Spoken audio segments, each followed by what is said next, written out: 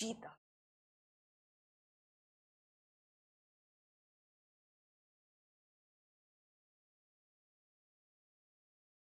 मंजिल को सांसों में रखो, दिल को, दिल को सांसों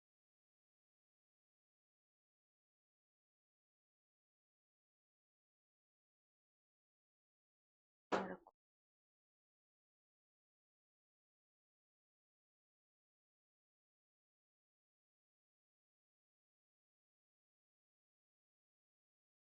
सपनों को सांसों में रखो, मंजिल को बाहों में रखो, हर एक जीत आपकी होगी, बस लक्ष्य को निगाहों में रखो, बस लक्ष्य को निगाहों में रखो। Hey guys, welcome back to Startup English classes. Very good morning to all of you. कैसे हैं आप सभी लोग? आई होप आप सभी लोग अच्छे होंगे, स्वस्थ होंगे, मस्त होंगे और बिल्कुल झक्कास होंगे। सो गाइस, आज के एडवांस इंग्लिश क्लास के जो सेंटेंसेस हैं वो बहुत ही शानदार हैं और आज का जो वीडियो होने वाला है ये डिमांडेड वीडियोज है। मुझे अभी रिसेंटली में कल ही परसों में एक कमेंट मिला हुआ था कि ma'am hardly, scarcely, as soon as वगैरह का यूजेस, तो मैंने आज स्टार्ट कर दिया है और आज हम सीखने वाले हैं हार्डली, स्कार्सली का यूज, यानी जिनके सेंटेंसेस तो बहुत ही बेहतरीन होते हैं। आप अक्सर कहते हैं मैं मुश्किल से स्टेशन पहुंचा ही था कि ट्रेन छूट गई, वह मुश्किल से घर पहुंचा ही था कि बारिश होने लगी, चोरों ने मुश्किल से पुलिस को देखा ही था कि वे भाग गए। सो गाइस, मुश्किल से की हेल्प से सेंटेंसेस हमारे बने होंगे। हमने 3-4 सेंटेंसेस लिया है और इसके जो सेंटेंसेस बनते हैं वो कॉम्बिनेशन आप पास्ट परफेक्ट और पास्ट इंडेफिनिट के पढ़ते हैं,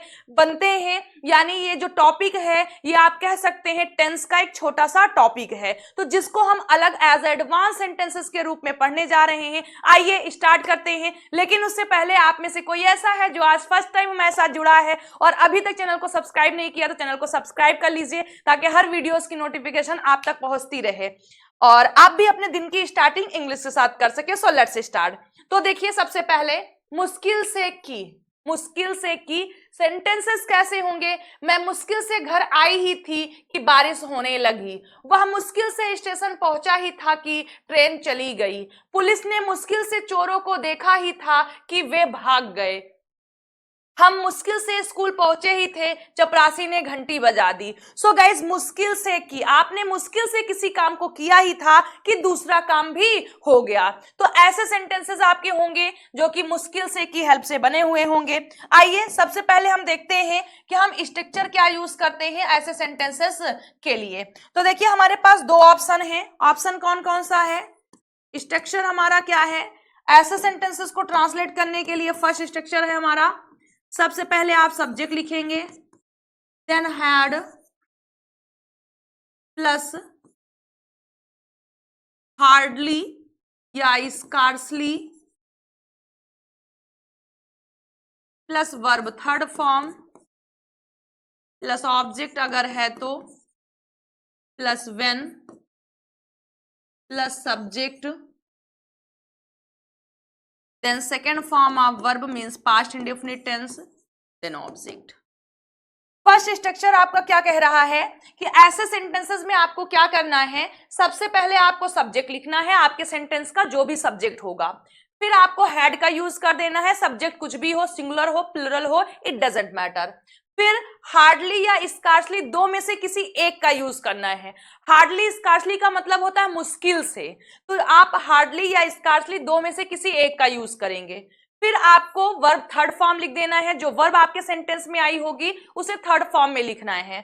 फिर ऑब्जेक्ट लिखना है प्लस व्हेन, यानी सेंटेंस जो होगा, दोनों सेंटेंस होगा, पार्ट ए पार्ट बी जो होगा वो दोनों व्हेन से ऐड होगा। ये सबसे इंपॉर्टेंट पॉइंट यहां का है कि हार्डली स्कार्सली के सेंटेंसेस में देखिए की आ रहा है और हम सभी लोग इस बात से अच्छी तरीके से परिचित हैं कि की के लिए हम दैट का यूज करते हैं। क्या करते हैं? दैट का यूज करते हैं। बस वही आपकी गाड़ी खराब हो जाएगी जहां पर आप दैट का यूज कर देंगे। क्या यूज होगा यहां पर? व्हेन होगा। ये रूल है, इंपॉर्टेंट है कि हार्डली स्कार्सली के सेंटेंसेस व्हेन से ऐड होते हैं, ना कि दैट से ऐड होते हैं।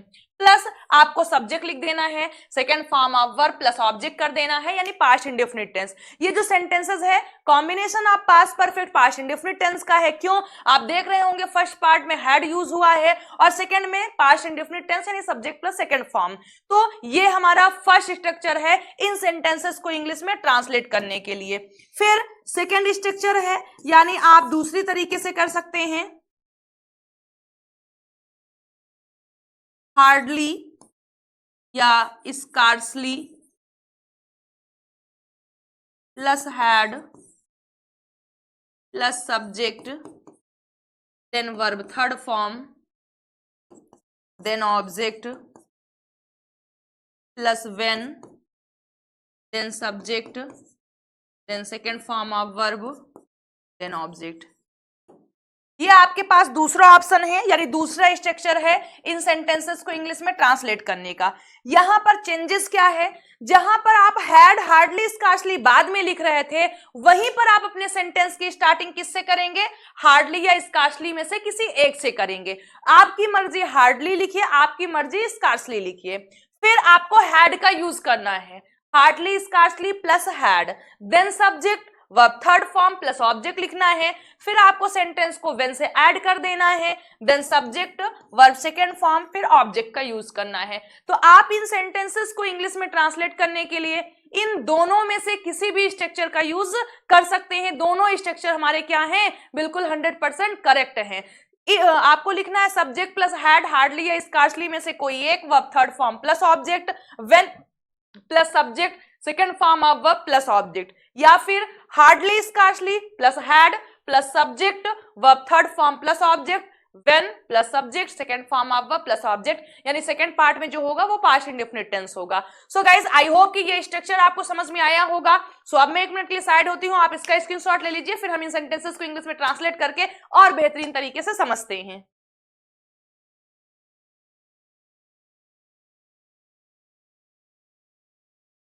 सो आई होप कि आपने स्ट्रक्चर नोट कर लिया होगा। आइए अब हम लोग सेंटेंसेस देखते हैं। देखिए फर्स्ट सेंटेंस हमारा है,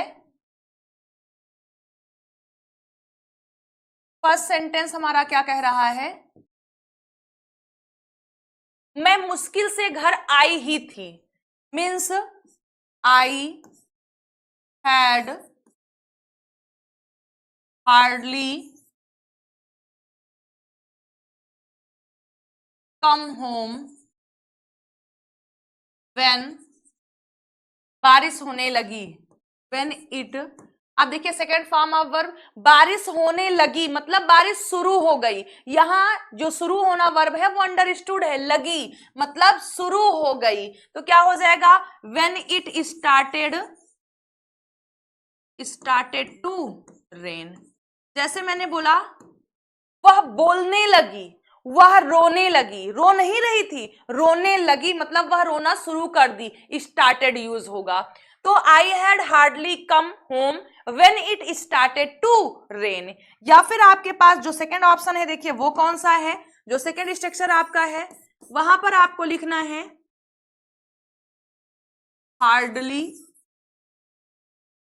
hardly had I come home when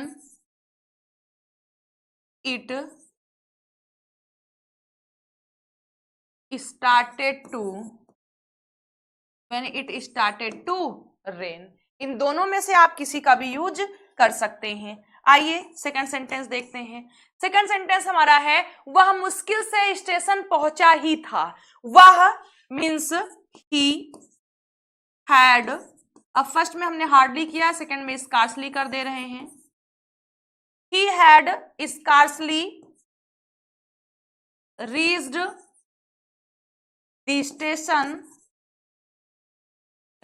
the station कि ट्रेन आ गई,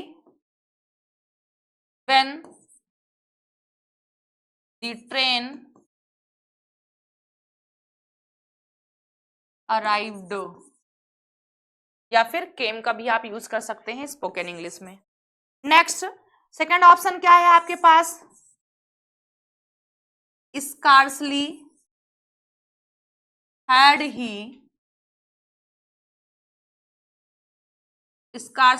ही reached the station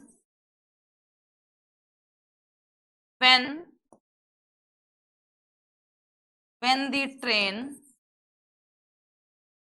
train arrived।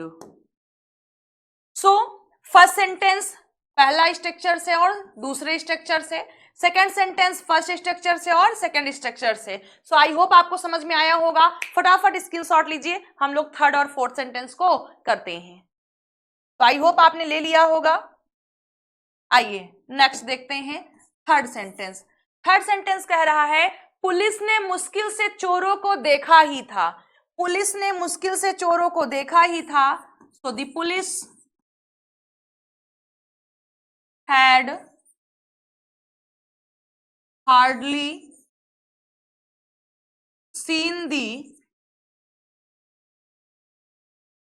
thieves, subject plus had, hardly third form plus object, when क्या हुआ, वे भाग गए, वे का मतलब they, second form ran away, they ran away. The police had hardly seen the thieves when they ran away. और दूसरे structure से करेंगे तो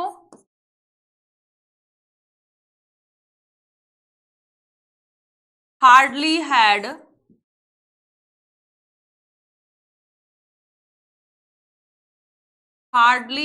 the police seen the thieves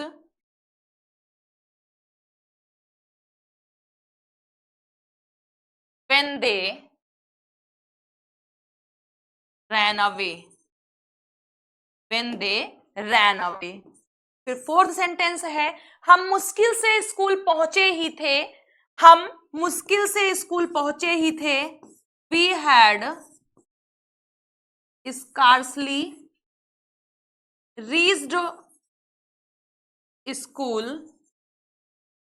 क्या हुआ, तभी पहुंचे ही थे कि चपरासी ने घंटी बजा दी।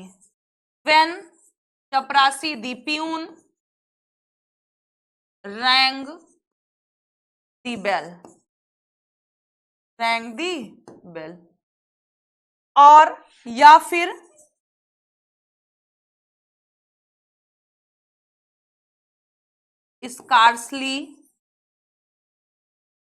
scarcely had we reached school when the peon rang the bell. So guys ये है आज के हमारे सेंटेंसेस। आई होप कि आपको बेहतरीन तरीके से समझ में आया होगा। तो मैं साइड होती हूं, आप इसका स्क्रीनशॉट लीजिए, फिर फटाफट 1 मिनट में रिवीजन करते हैं और क्लास को फिनिश करते हैं।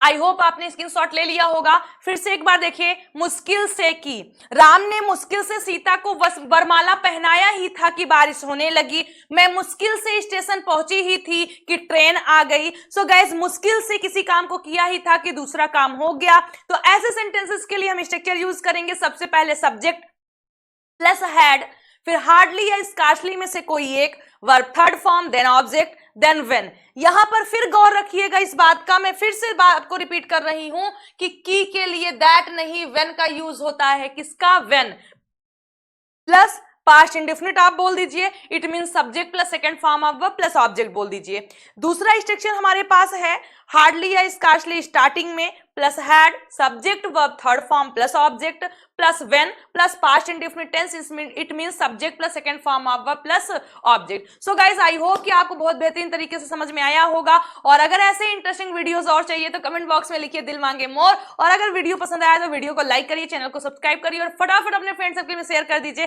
ताकि वो लोग भी हमारे साथ जुड़ जाएं और ऐसे ही इंटरेस्टिंग सेंटेंसेस को सीख सकें और अपनी जो भी डाउट है, जो भी कंफ्यूजन है, जो भी डिमांडेड वीडियोस उनको चाहिए वो उनके तक पहुंच सके। तो चलिए मिलते हैं आप लोग को शाम को स्पोकन इंग्लिश क्लास में। So till then bye, take care. आप लोग खुश रहिएगा, स्वस्थ रहिएगा और मस्त रहिएगा।